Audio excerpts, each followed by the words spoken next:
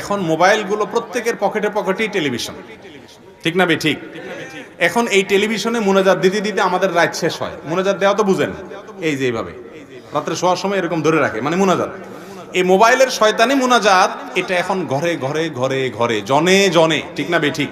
আরে মা বাপ তো পরের কথা, দুধের বাচ্চারাও কার্টুন একটা ধরাই দেওয়া লাগে, তারাও মুনাজাতে লাগাই দেয়, ঠিক না বে ঠিক? গোটা পরিবার মুনাজাতে লেগে গেছে, আল্লাহর কাছে না শয়তানের কাছে। প্রিয় ভাইরা আমার, এটা আমাদের পরিবারের সম্পর্কগুলো শেষ করে দিচ্ছে। সন্তানরা বাবা মার স্নেহ পায় না, স্বামী স্ত্রীর মধ্যে ভালোবাসা নাই, ওই যে এগুলোর মধ্যে আসক্তি এবং দাম্পত্য কলহ, পারিবারিক অশান্তি, সামাজিক অশান্তি, হাজারো অনাচারের পথ খুলছে। এগুলো হারাম। জেনাল আইনিয়ান নাজার, নবীজি বলেছেন চোখের জেনা হলো চোখ দিয়ে হারাম কিছু দেখা। এই কান, এই চোখ কিয়ামতের দিন সাক্ষ্য দিবে। চোখ বলবে, আল্লাহ আমাকে দিয়ে আপনার কালাম পড়ে নাই, এই নালায়েক, এই কমবখ্ত, এই হতভাগা আমাকে দিয়ে শুধুমাত্র মোবাইলে হারাম জিনিস দেখেছে। আল্লাহ তাআলা